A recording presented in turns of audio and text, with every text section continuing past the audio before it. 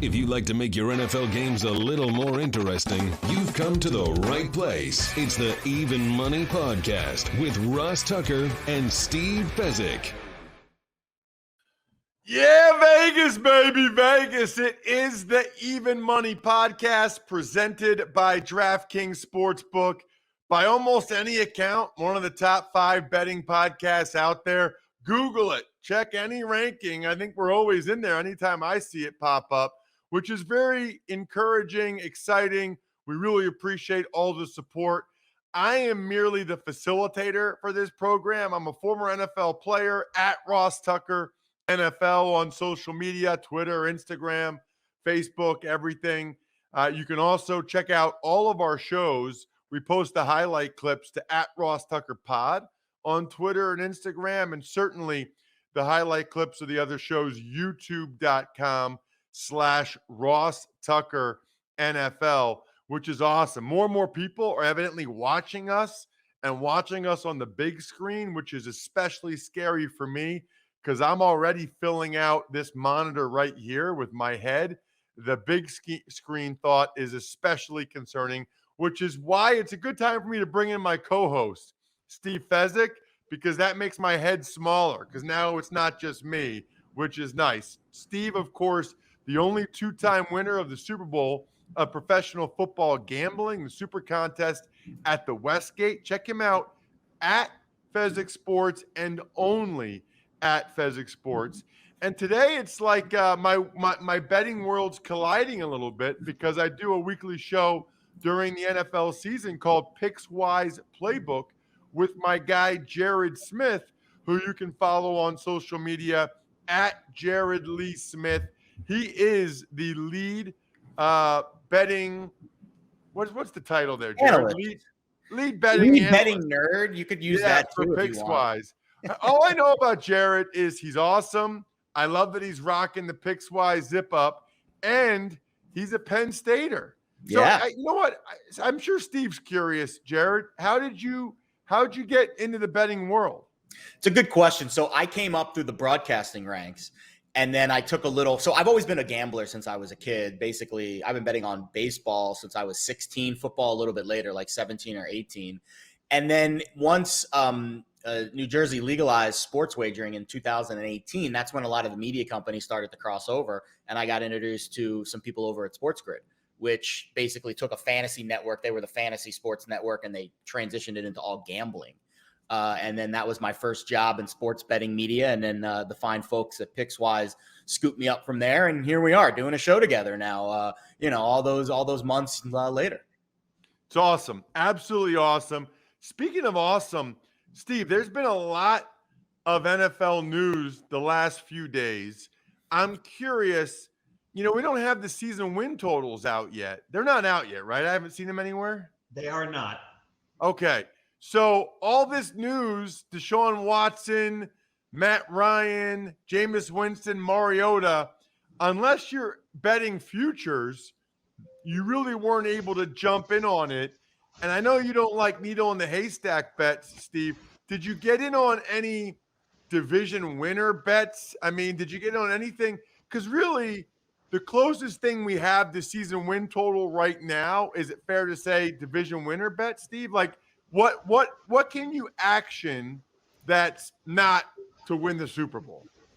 You nailed it. Win the division, win the conference, win the Super Bowl. These are bets I despise. I despise the national media that comes out and says, like there was one show that just came out and said, oh, there's great value playing Cleveland now to win the division. And also there's value to bet Baltimore to win the division. I'm like, well, I guess the Cincinnati Bengals can just cancel their season right now because, I mean, you look at it, it's so hard. I use the example.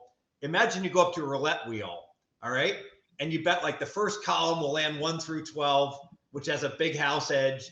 And now you bet the second column, 13 through 24, which has another house edge. Even if the wheel is a little bit biased or tilted, at some point, if you start betting every number or every combination and you think you have an edge, the ball will still find its way into the 0 or the double 0, and you will bagel. Pros don't win typically making bets like this. You know how pros win? They bet Tampa Bay to win the Super Bowl 40-1 because they know Tom Brady is coming back, or they get the news he's coming back, and in the 18 seconds after the news breaks, they bet Tampa 25-1. That's how pros win. They don't win betting Tampa to win the division an hour afterwards, after the odds have already been adjusted. So while we're on that, Steve, so I mean, none of you didn't place any bets with any of the recent quarterback movement?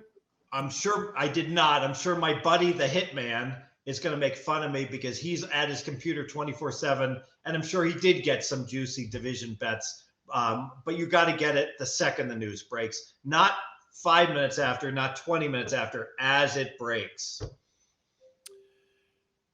Jared, I'm nervous now because I don't want to lead you down a bad path where you talk about all the futures bets you just put in after. Maybe I should have come to you first, Steve, to Jared. So I agree with Steve in terms of the division. I do think there's value in the Super Bowl odds if you can find the right long shot at the early stage. I think where a lot of recreational bettors go astray is they want to bet the best teams right before the playoffs start. That is a mistake. I think betting division, I think if you pick one division winner in each, if you're doing it for your own prosperity, maybe it's not a great money-making scheme. If you're doing it just for recreation, I think it's fine to pick one division winner and see how you do and see if you can stack up long-term, wins. It's very hard to do. Steve is right. There's not a lot of money-making involved there. But I think if you're a little bit more on the side of recreational entertainment, I do think there's ways to have some fun and still have a little skin in the game.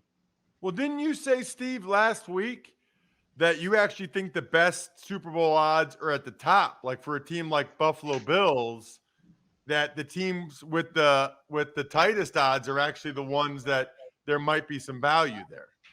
Yeah, as it turns out, this applies to March Madness also, that gun to my head, if I have to bet something, I'm going to bet Gonzaga plus 340 before the tournament starts. And people are like, well, wait a minute. Why would you bet them? And I'm like, I'm not betting them. But if you do the mechanical parlay and you bet Gonzaga, you start with 100 and you just roll it over and go all in each time, cash your ticket and reinvest, you're not going to get short paid by very much. Whereas I'll use an example. I have the Arkansas Razorbacks. I've got one future. I got them at 70-1. What a god-awful bet this is turning into. So they were a 4 seed. They weren't a terrible seed. They've been tested in 2 games. They won both games. Right now, if I took my same $100 that I bet them at 70-1, even after they make the Sweet 16 and bet them each and every week, I'm pretty damn confident I'm going to get a mechanical parlay that's going to pay me more than my 70-1 that I bet before the tournament started.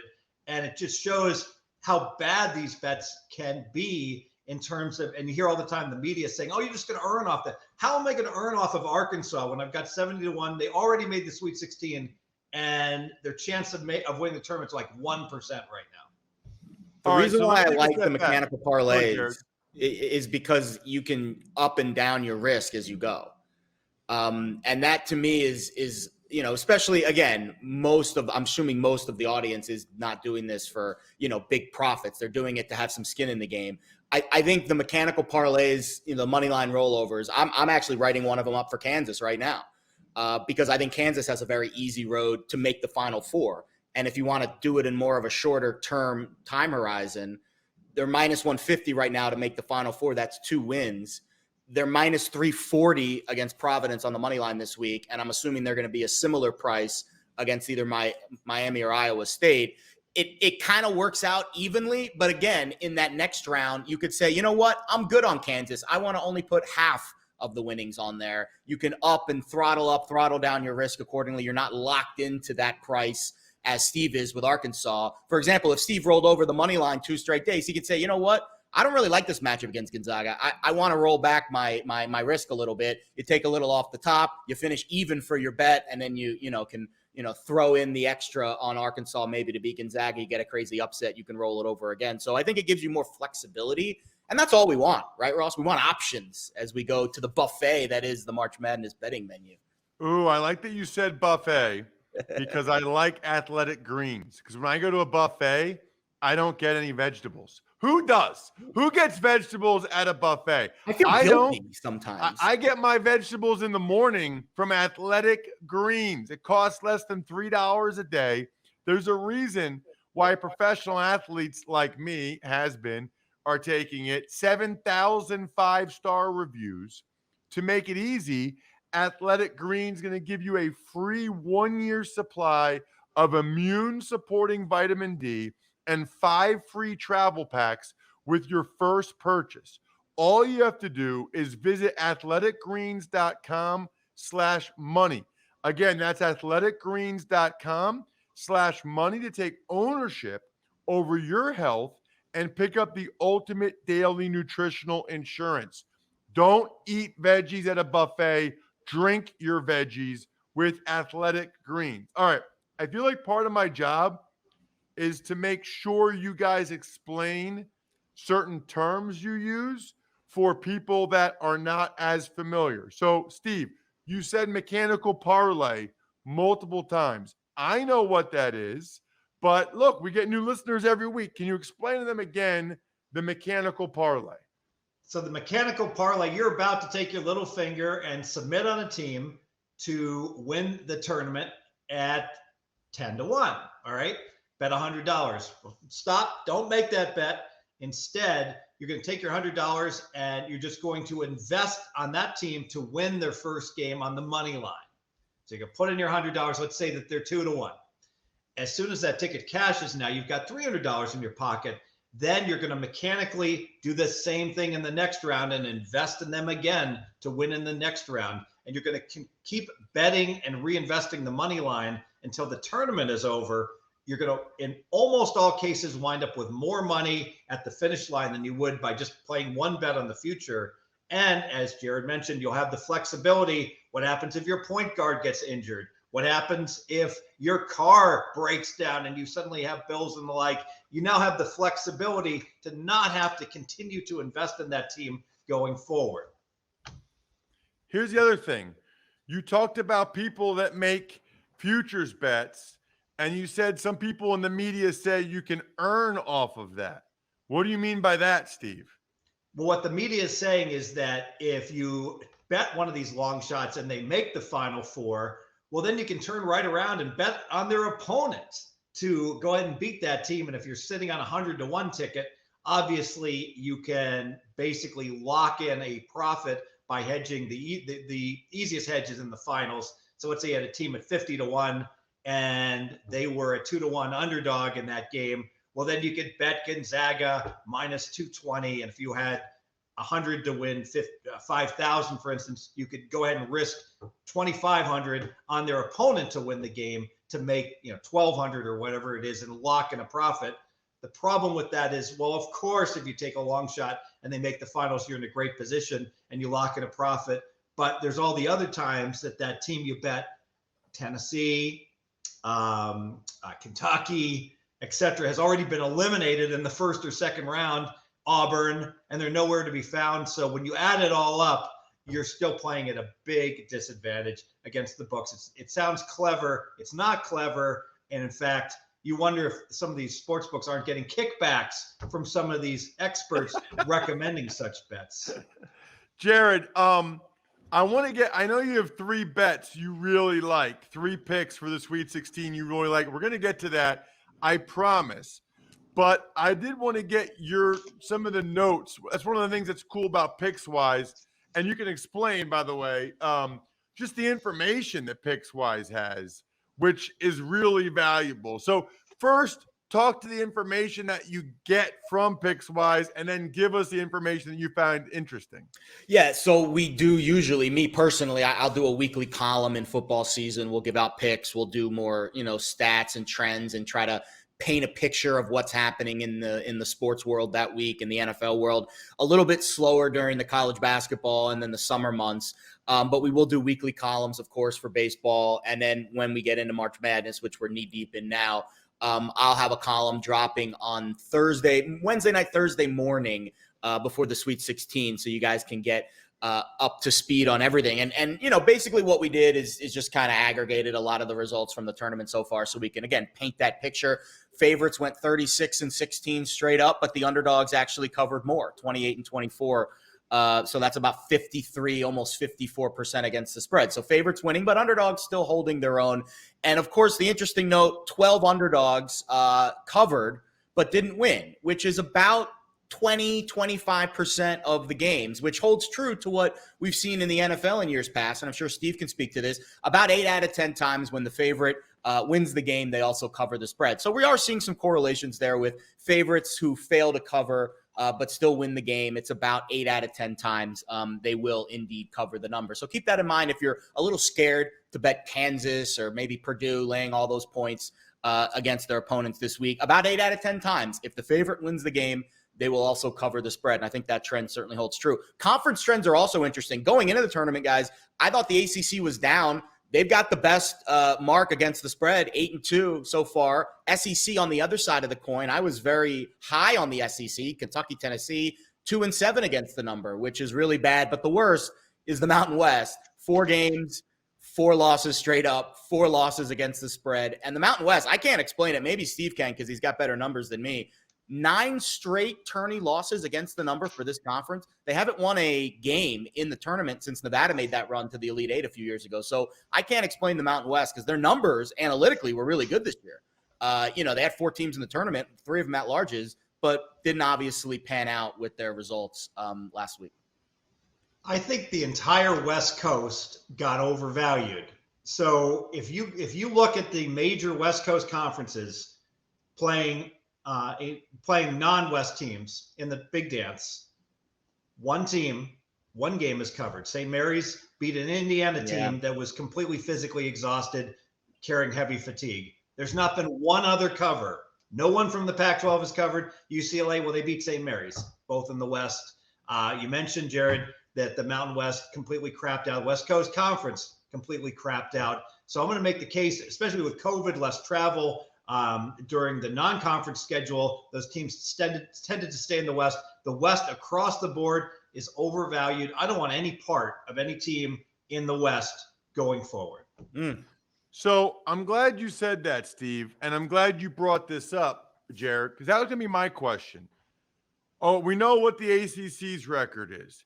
We know what the SEC's record. I mean, the Big Ten has not been great either. They had 9 teams in the tournament, and Michigan and Purdue are the last 2 still in it. Does it matter going forward, Steve? I'll ask you that first. We know that now. Okay, that's great. Does it matter for these games this weekend or no? Of course it matters, because the only question is how much does it matter? Does it matter a little bit or a lot?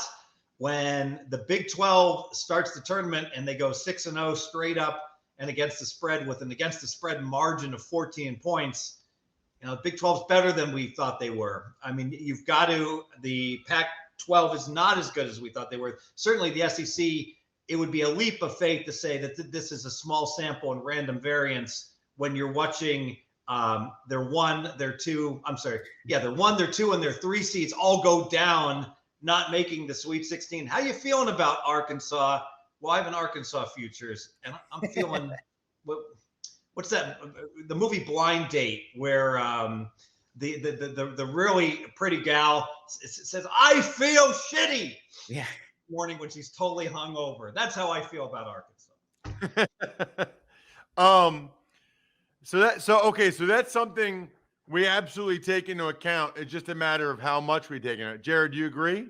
Yeah, I think, I'm still matchup dependent in a lot of these games. And I think not all West Coast Conference teams and West Coast teams are created equal. Like, I don't put Gonzaga in the same vein as St. Mary's. I don't put UCLA in the same vein as, some of those other Pac-12 teams because, again, the experience, the pedigree, the defense. But I agree that when you look at the conferences, and I thought that the conferences, because we talk about this a lot, and Ross, I know you look into this during bowl season, how the conferences do. It is very telling because it kind of shows you, because it's hard to really understand how good a team is when all they're doing is facing the same teams in their conference 10, 11 weeks in a row. But when you step outside and you start facing teams from other regions, other areas, that's when you can get a better gauge. So we're getting a gauge that the SEC maybe isn't quite tournament ready, and opposite for the ACC, the Big Ten as well.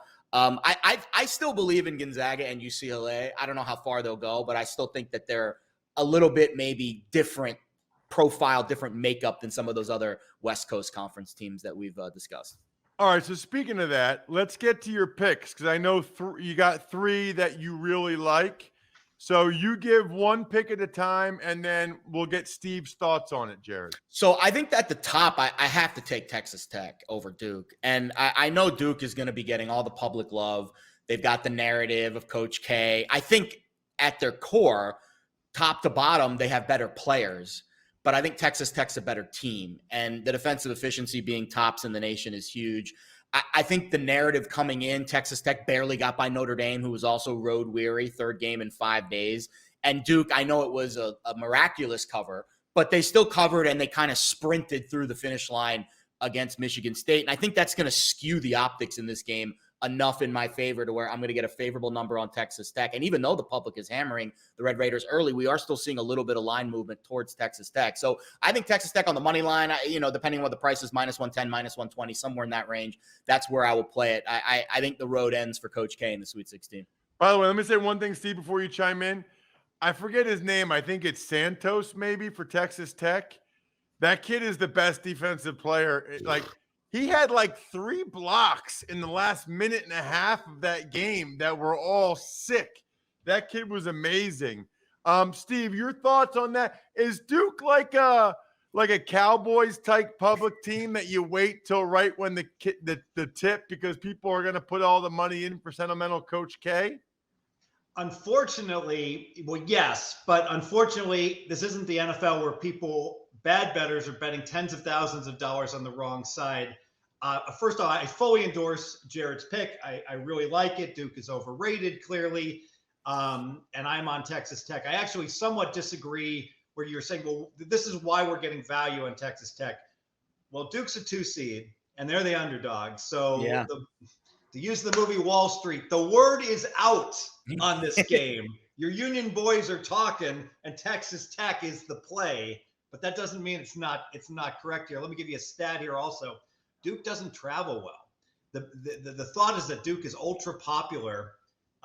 Duke is also ultra unpopular. A lot of people don't like Duke. They don't like Coach K. Texas Tech travels.